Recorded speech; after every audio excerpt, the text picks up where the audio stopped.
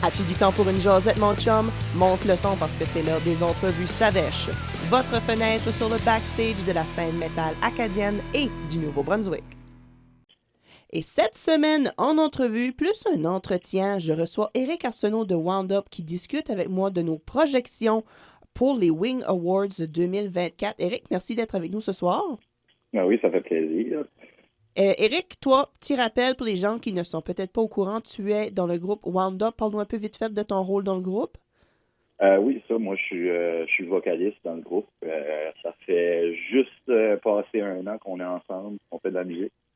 Puis là, c'est ça, on a un EP qui sort très bientôt. Puis je peux pas partager trop de détails, mais on a vraiment hâte de tout sortir ça.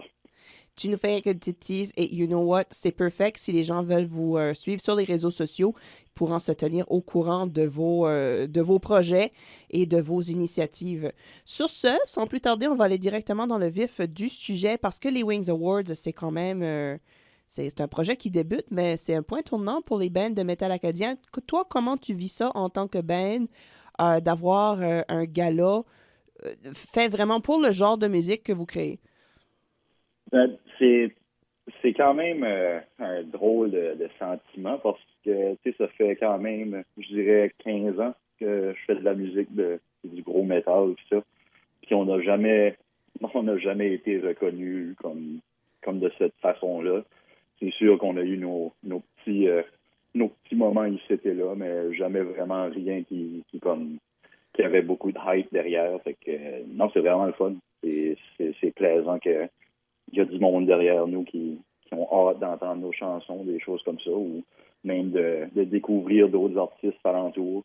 Comme avec juste l'émission Savèche, moi j'ai découvert pas mal de nouveaux artistes locaux comme ça de métal. C'est trippant.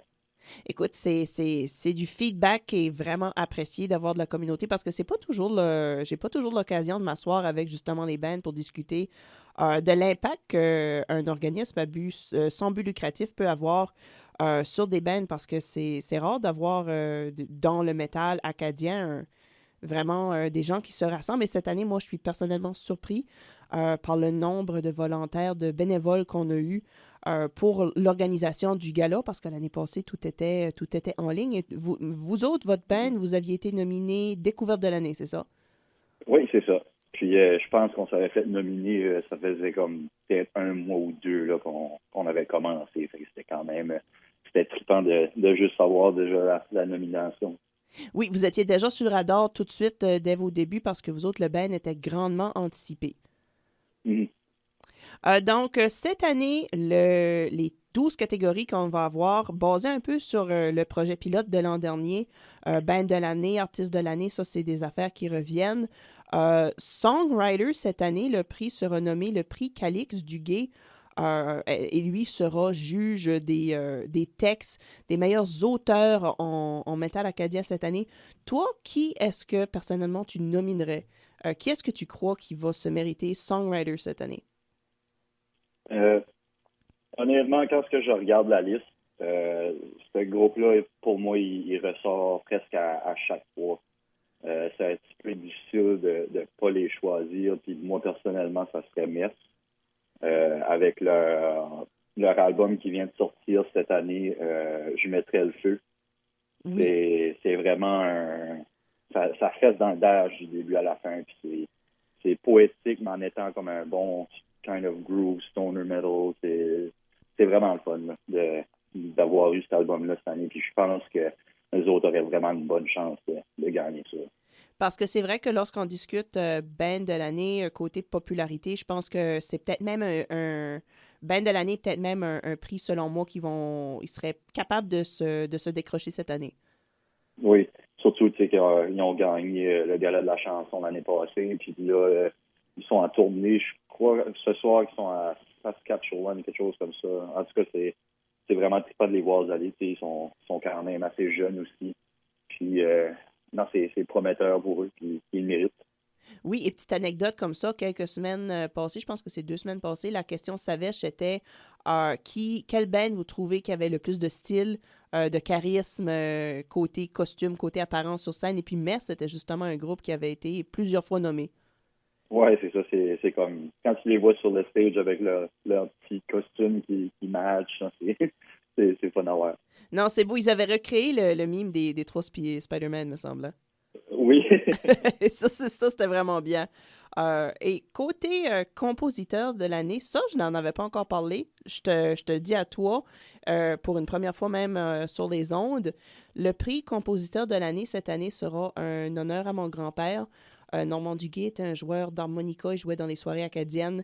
Et puis cette année, pour lui rendre hommage parce qu'il est décédé en 2015, le prix compositeur de l'année sera désormais le prix Normand Duguay et ça, ce sera inauguré lors du gala cette année. Ah, c'est cool. Shout out à Normand Duguay. Oui, Dearly Miss. de son surnom Pete. Donc, compositeur de l'année, toi, qui est-ce que tu crois qui pourrait aller se décrocher ce titre-là?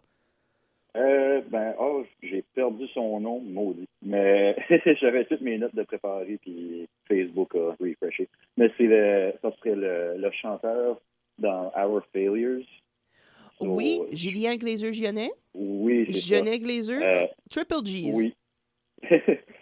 Non, puis c'est ça, son EP vient de sortir comme la semaine passée, je pense. Oui, le Puis 10 octobre. j'ai été vraiment surpris que comme la complexité, parce qu'il est quand même jeune. Oui. Puis je pense même pas qu'il a le droit de s'acheter une bière. Non, j'ai vraiment été surpris de la complexité, puis vraiment comme de comment est-ce que ces tunes sont digérables pour le style de musique qu'il fait. Puis non, moi je pense que lui pourrait avoir une bonne chance pour ce prix-là aussi, là.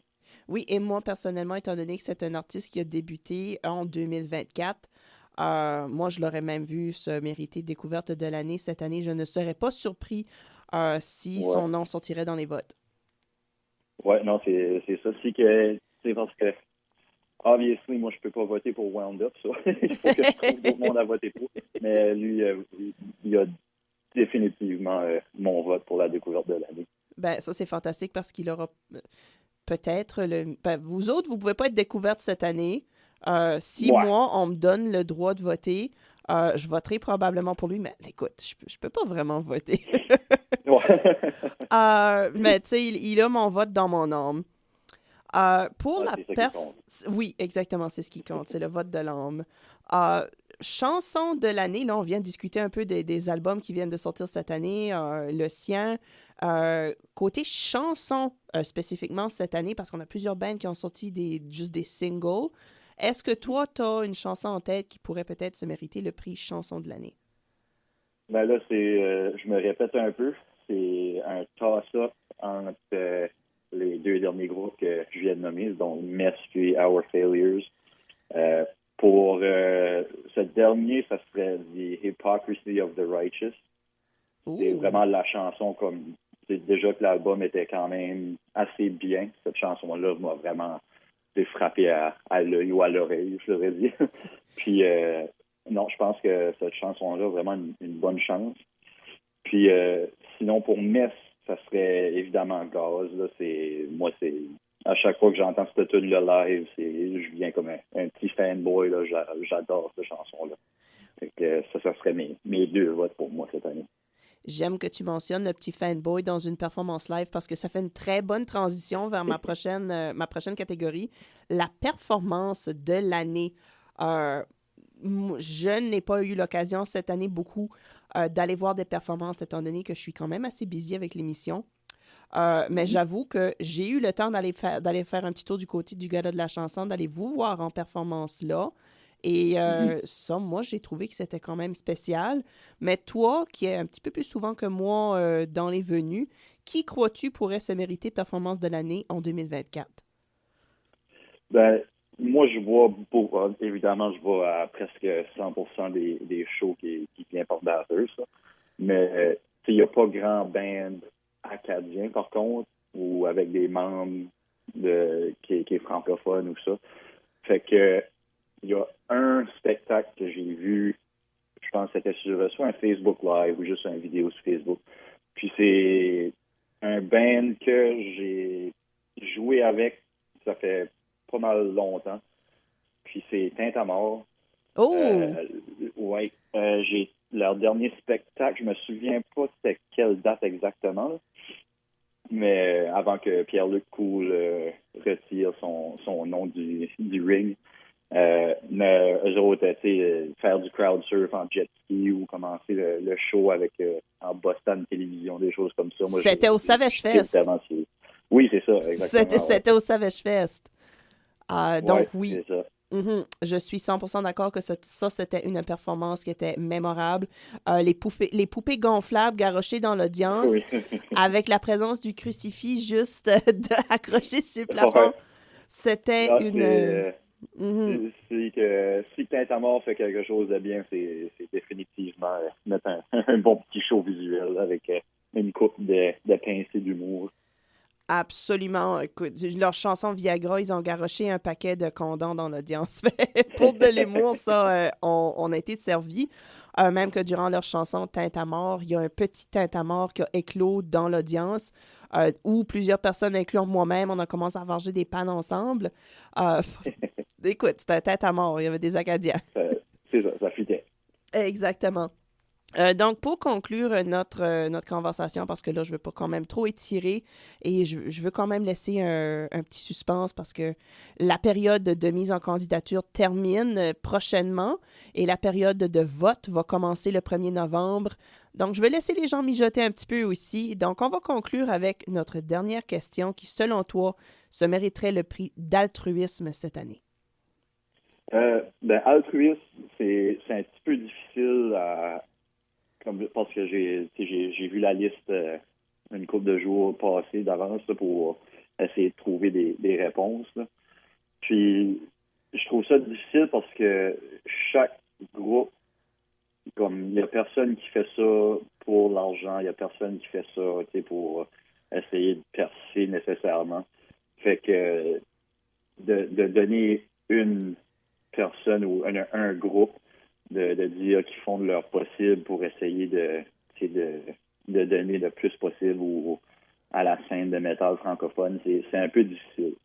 Mais il y a quand même Savage qui prend les bouchées doubles pour essayer de montrer le plus de musique locale possible francophone. Puis, mais ça serait un petit peu weird que Savage gagne ce prix-là.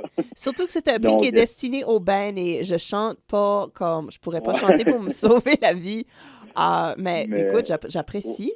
J'apprécie vraiment. Oui, c'est nous autres qui apprécient.